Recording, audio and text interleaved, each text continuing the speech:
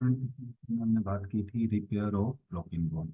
और आज जो हम बात करेंगे वो है बेसिकली ज्वाइंट्स की इंजरी जो है वो कौन कौन सी हो सकती है, द इंजरीज ऑफ ज्वाइंट्स, यानी हमारे जो ज्वाइंट्स हैं उनमें कौन कौन सी इंजरी हो सकती है। आपको पता है ज्वाइंट्स हम किसको कहते हैं?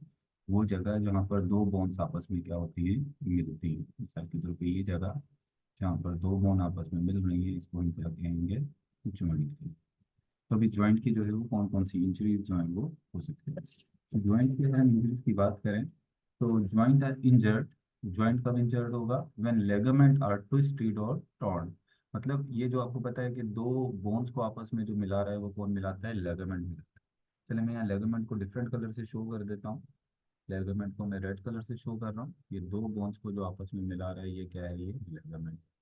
वैसे तो लेगामेंट के साथ भी कुछ स्ट्रक्चर्स होती हैं जो बोन्स को आपस में सपोर्ट देती हैं, लेकिन ज़्यादातर जो ज्वाइंट की इंजरी होती है वो कब होती है?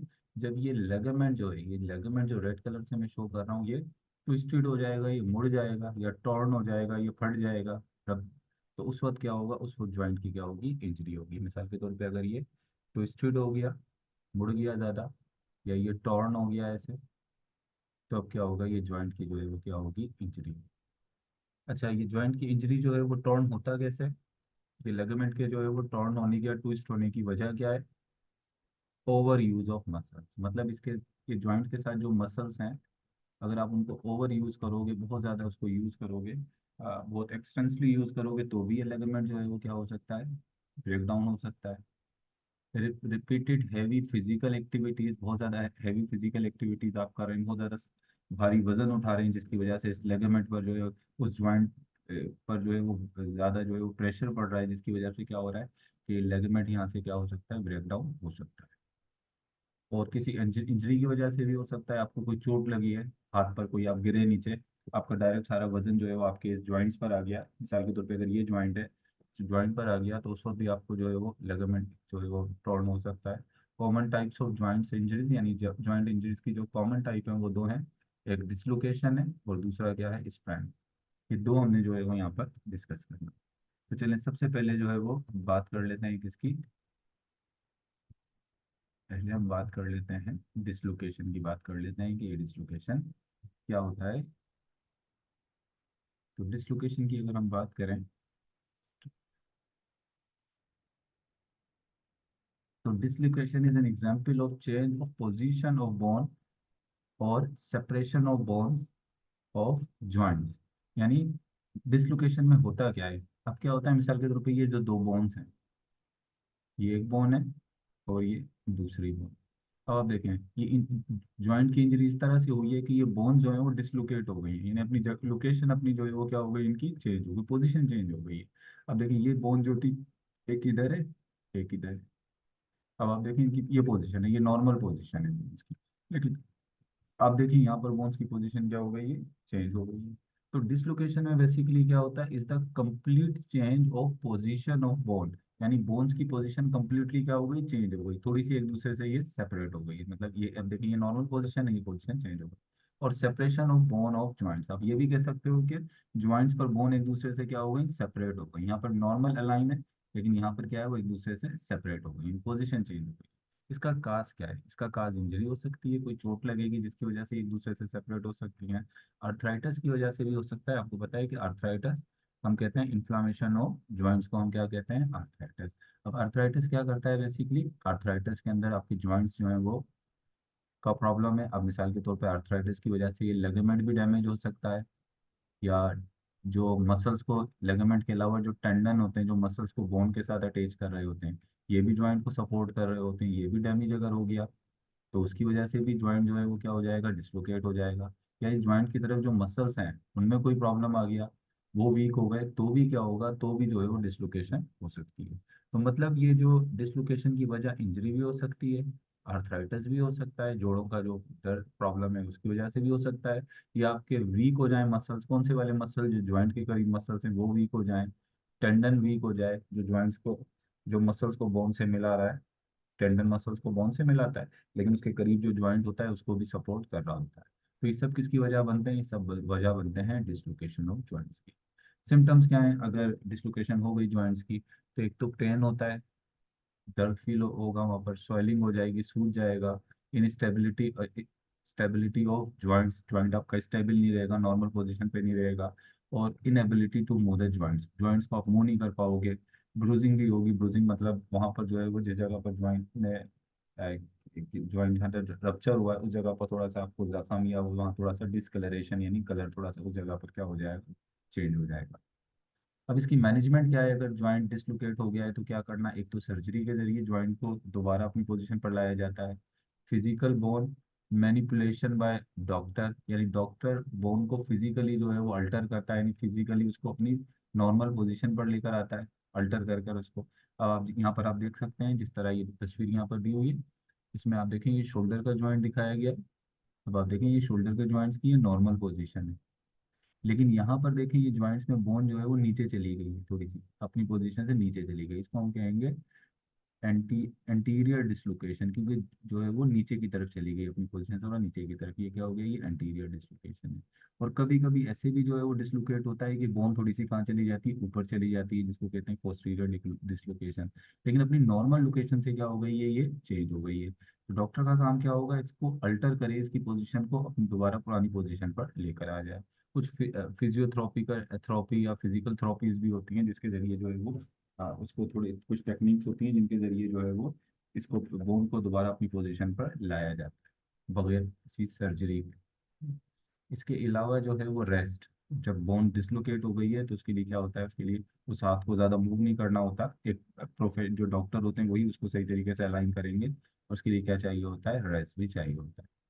तो ये हमने बात कर ली डिसलोकेशन ऑफ जॉइंट की, और जॉइंट की डिसलोकेशन के अंदर हमने यहाँ पर देख लिया कि इसमें मेन चीज़ क्या होती है, जॉइंट में जो बोन्स हैं वो एक दूसरे से सेपरेट हो जाती हैं, उनकी पोजीशन चेंज हो जाती है, काज भी देख लिया, सिम्टम्स भी देख लिया, और मैनेजमेंट, इसको इसकी मैनेज कैसे किया जाएगा, इसको मैनेज करने का तरीका भी देख। नेक्स्ट जो हमारे पास है वो है स्प्रैन। स्प्रैन जो है बेसिकली माइल्ड और सीवियर ग्रेड ऑफ स्ट्रेचिंग और टेयरिंग ऑफ लेगामेंट। अब देखो इसमें फर्क देखना, डिसलोकेशन में क्या हुआ था, बोन एक दूसरे से क्या हो गई थी, डिसलोकेट, पोजीशन चेंज हो गई थी, बोन है, एक बोन ये है, एक बोन ये, इनकी क्या हो गई थी, पोजीशन जो है वो क्या हो गई, चेंज हो गई। अब स्प्रेन के अंदर क्या हो रहा है, स्प्रेन में बेसिकली अगर देखा जाए तो बोन जो है, मिसाल के तौर पे बोन अपनी नॉर्मल पोजीशन पर है, लेकिन बाज़ दफ़ा क्या होता है कि ये जो बोन के पास जो ये लेगामेंट है ये कुछ ज़्यादा ही स्ट्रेच हो जाता है, बहुत ज़्यादा खिंच जाता है। मिसाल के तौर पे अगर आपने बहुत ज़्यादा हाथ को मूव किया या इस तरह से जो है तो इसकी क्या होगा, ये स्ट्रेच हो जाएगा। या ये क्या हो सकता है, इसके अंदर टेयरिंग भी हो सकती है, टेयरिंग मतलब ये बीच में से ऐसे फट भी सकता है कुछ कुछ जगहों से ऐसे ही। तो अगर लेगामेंट बहुत ज़्यादा जो है वो स्ट्रेच हो जाए, बोन भले अपनी जगह पर है लेकिन लेगामेंट अगर बहुत ज़्यादा स्ट्रेच हो जाए या उसमें ऐसे टेयरिंग हो जाए तो उसको हम क्या कहेंगे, उसको हम कहेंगे स्प्रेन। और स्प्रेन का जो काज है, sudden twist of the limbs, यानी जो हमारे लिम्स हैं उसको अचानक से आप ट्विस्ट करो, मोड़ लो, उसको मुड़ जाए अचानक से, जैसे हम कभी जमीन पे गिरते हैं तो अचानक से आपका लिम्ब जो है वो ट्विस्ट हो जाए, उसके ट्विस्ट होने की वजह से क्या होगा, लिगामेंट जो है वो बहुत ज़्यादा स्ट्रेच हो जाए। और इसके अलावा sprain usually occur at the ankles, यानी ये कहाँ पर होता है, आपकी एड़ी में होता है, टखने में होता है, और हमारे जो रिस्ट है, कलाई, इन वाली हड्डियों में जो है वो क्या होता है, स्ट्रेन ज़्यादा होता है, इन जगहों पर स्ट्रेन जो है वो ज़्यादा होता है। इसके सिम्टम्स क्या हैं, इसके सिम्टम में पेन होगा, स्वेलिंग होगी, इन्फ्लामेशन हो जाएगा, ब्रूजिंग होगी। ठीक, ये सब क्या आ रहे हैं, इसके स्प्रेन के सिम्टम में आ रहे हैं।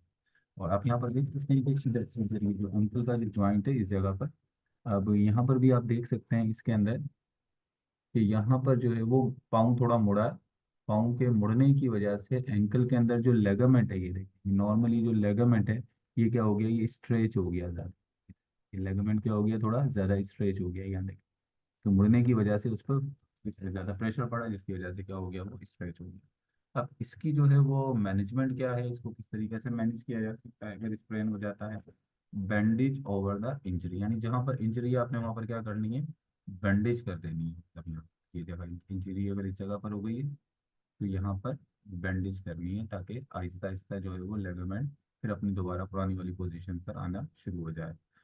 Foment with ice pack, foment basically, फोमेंटेशन किसको कहते हैं, फोमेंटेशन कहते हैं बेसिकली जो हम ठंडा मतलब बर्फ रखते हैं किसी जगह पर, या गर्म पानी की सिकाई करते हैं, तो उसको हम क्या कहते हैं, उसको हम फोमेंट कहते हैं। अब यहाँ पर जिस जगह पर लेगमेंट स्ट्रेच हुआ है तो वहाँ पर क्या किया जाए, वहाँ पर आइस पैक रखे जाए। आइस पैक मतलब बर्फ की सिकाई की जाए। फोमेंट विद आइस पैक का मतलब क्या हो गया, बर्फ की यहाँ पर सिकाई की जाए। अब बर्फ की सिकाई करने का फायदा क्या होता है कि वो ब्लड वेसल्स थोड़ी उससे कॉन्ट्रैक्ट हो जाती है, इसकी वजह से इन्फ्लामेशन थोड़ी क्या होती है, कम होती है। और वैसे भी बर्फ होता है, ठंडा होता है, तो उसकी वजह से थोड़ी क्या होगी, कंट्रैक्शन होगी, रेस्ट की ज़रूरत होती है। और कभी कभी इसके अंदर अगर बहुत ज़्यादा स्ट्रेच हो गया, टॉर्न हो गया, तो उसकी क्या करनी पड़ती है, सर्जरी भी की जाती है। वरना ये जो है नॉर्मली आइस पे और इस तरह से बैंडेज से जो है वो स्प्रेन जो है वो क्या हो जाता है, ट्रीट हो जाता है। अब इसके बाद हमारे पास आ जाता है the first aid treatment of joint injuries और फ्रैक्चर। यानी आपको अगर बोन का फ्रैक्चर हो गया है या जॉइंट के अंदर कोई इंजरी हो गई है तो इसकी फर्स्ट एड क्या होगी। अब फर्स्ट एड बेसिकली कहते हैं कि इसको first aid refer to medical attention usually administered immediately after the injury occur at where and where it occur. यानी जिस जगह पर इंजरी अकर हुई है, किसी रोड पर इंजरी हो गई है, घर के अंदर हो गई है, तो आपने वो जो पहली मेडिकल ट्रीटमेंट देंगे, उसको पहली जो मेडिकल ट्रीटमेंट देंगे उसको हम क्या कहेंगे, उसको हम कहेंगे पहली मेडिकल अटेंशन। जो होगी ट्रीटमेंट तो बाद में भी उसकी स्टार्ट होगी, लेकिन वो जो पहली मेडिकल आप अटेंशन उसको देंगे तो उसको हम क्या कहेंगे, उसको हम फर्स्ट एड कहेंगे। अब फर्स्ट एड के अंदर क्या क्या चीज़ें हैं, फर्स्ट एड के अंदर तो सबसे पहले तो keep the patient in resting condition. यानी अगर उसको चोट लगी है तो आपने उसको उस कंडीशन में रखना है जिसके अंदर वो ज़्यादा अपने आप को कंफर्टेबल फील कर रहा है, सही है ना। अब ऐसे नहीं है कि अगर वो लेटा हुआ है तो लेट कर अगर कंफर्टेबल फील कर रहा है तो आप उसको लिटा दें, अगर वो बैठ के कंफर्टेबल फील कर रहा है तो उसको बिठा दें। अप्लाई आइस पैक, यहाँ पर भी आपने क्या करना है, जहाँ पर जो उसको लगा है, जहाँ पर इंजरी हुई है वहाँ पर आपने क्या अप्लाई करना है, आइस पैक अप्लाई करना है। आइस पैक की वजह से क्या होगी, इन्फ्लेमेशन थोड़ी क्या हो जाएगी, कम हो जाएगी। जैसे मैंने आपको बताया था कि उसकी वजह से जो है वो बेसिकली जो है वो ब्लड वेसल जो है वो कॉन्ट्रैक्ट होती हैं, जिसकी वजह से इन्फ्लेमेशन थोड़ी कम होती है। Apply compression elastic bandage firmly to the injury. यानी जहाँ पर इंजरी हुई है वहाँ पर कंप्रेशन इलास्टिक बैंडेज, यहाँ पर मैं यहाँ शो कर रहा हूँ, देखें इस तरीके से कंप्रेशन, इसको कंप्रेस करना है और किससे करना है, इलास्टिक बैंडेजेस से। ये देखें जैसे इलास्टिक बैंडेजेस यहाँ पर ये लगा है, इस तस्वीर के अंदर आप देखें। एलिवेट द इंजर्ड पार्ट, और इंजर्ड पार्ट को आपने क्या करना है, थोड़ा एलिवेट करना है, ऊपर की तरफ उठाना। जैसे मिसाल के तौर पे अगर हाथ के अंदर इंजरी हो गई है तो आपने देखा होगा ऐसे थोड़ा हाथ को ऊपर की तरफ जो है वो उठा दिया जाता है, और उसको फिर यहाँ पर एक रस्सी से बांध कर क्या कर दिया जाता है, इनमूवेबल कर दिया जाता है, यानी कि वो आगे मूव नहीं करता। Use broad bandages to prevent movement. इसी तरीके से ये जो ब्रॉड बैंडेजेस होती हैं, बड़ी बड़ी बैंडेजेस, इनको आपने जो है यूज करना है ताकि वो आगे मूव ना करे। मतलब हाथ जो है वो क्योंकि मूवमेंट जब होगी तो उसकी फिर जो है वो रिकवरी सही तरीके से नहीं होगी, उसके अंदर फिर दूसरी कोई प्रॉब्लम आ जाता है। सबसे पहले आपको ना उस बोन को क्या है, इमोबाइल करना होता है, तो उसके लिए इस तरीके की जो है ब्रॉड बैंडेजेस जो है वो यूज की जाती है। इसके अलावा सपोर्ट द लिम्ब केयरफुली, यानी जो अगर पैरों पर या हाथों पर जो है वो चोट लगी है तो उसको पेयरफुली जो है, केयरफुली जो है उसको क्या करना है, सपोर्ट करना है। Place padded splint. अब पैडिड स्प्लिंट क्या होते हैं वो आपने प्लेस करने हैं। आप देखिए यहाँ पर, देखिए इसके ये जो स्प्लिंट है ना, ये इसको हम कह रहे हैं स्प्लिंट, और ये पैडिड स्प्लिंट। ऐसे इसके ऊपर पाँव के ऊपर जो है इस तरह से, जहाँ पर जॉइंट ये जो है वो चोट लगी है वहाँ पर क्या लगा दिए, ये पैडिड स्प्लिंट लगा। ये जो नजर आ रही है ना आपको, ये व्हाइट कलर के, इनको कहते हैं पैडिड स्प्लिंट। ये ऐसे आप जो है उसके ऊपर लगा दें ये। और बाकायदा मिलते हैं मेडिकल स्टोर्स पर ये पैडिड स्प्लिंट। तो ये क्या है, ये कुछ फर्स्ट एड जो है वो ट्रीटमेंट है जो कि किस टाइम दी जाती है, जब कोई इंजरी जो है वो हो जाएगी, जॉइंट इंजरी होगी या कोई फ्रैक्चर।